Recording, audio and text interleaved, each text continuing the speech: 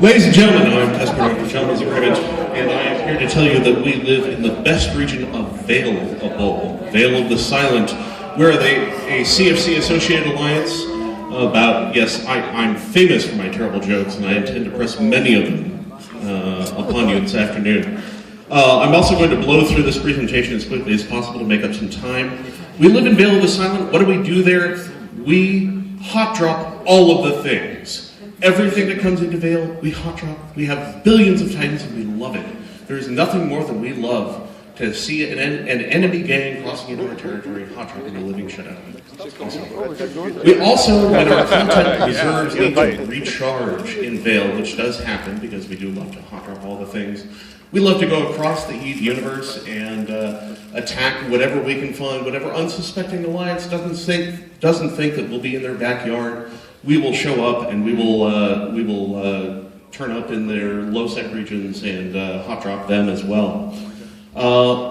That said, with all the pretensions of PvP loving that we do, one of the things that we really expect from our members is that we learn a lot from everything that we do. The lessons learned thread on our forums is the longest thread on our forums. We actually expect whenever people incur a serious loss within our alliance, we post about it so that we can understand, a little bit about what went wrong and what can be done to prevent it in the future. As a corollary to that, we also expect that it's not always the right time to engage an enemy alliance, whether it's in our territory or somebody else. And we think that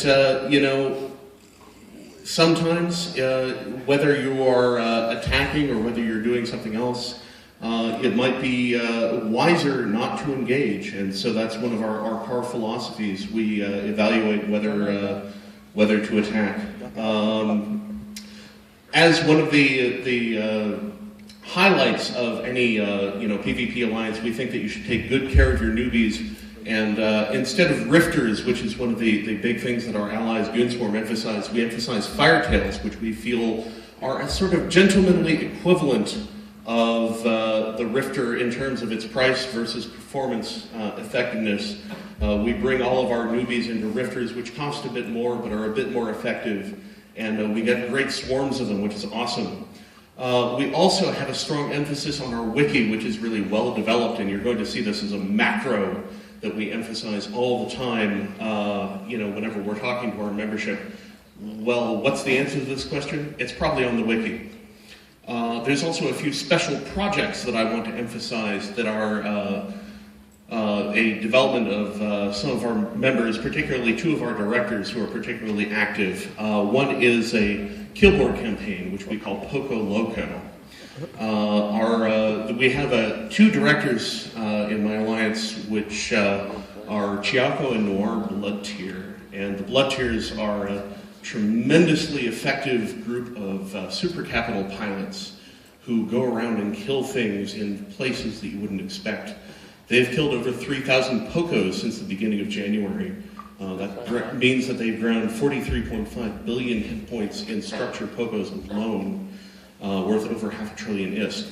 These same players are behind an alliance called Deck Shield, which you may have heard of. And the first era of Deck Shield, they were actually exhibiting the ways in which war deck mechanics were broken prior to the Inferno expansion. They were showing how you could shed any war deck without consequence, and they forced a number of war deck mechanic changes in Inferno. In the second era of Deck Shield, they, however, turned evil.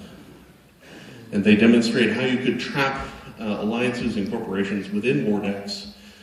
They trapped thousands of players within war decks that could not be shed until these changes were backed out, and allowed hundreds, if not thousands, of alliances to be trapped within war decks.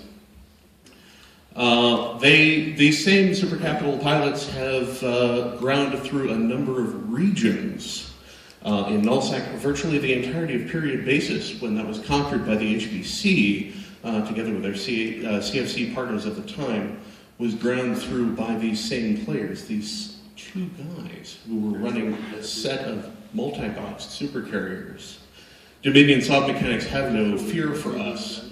We simply have the manpower and the availability and the multi-boxing capability to run a super capital fleet which will grind through any region. We have the patience, we have the capability, we have the time.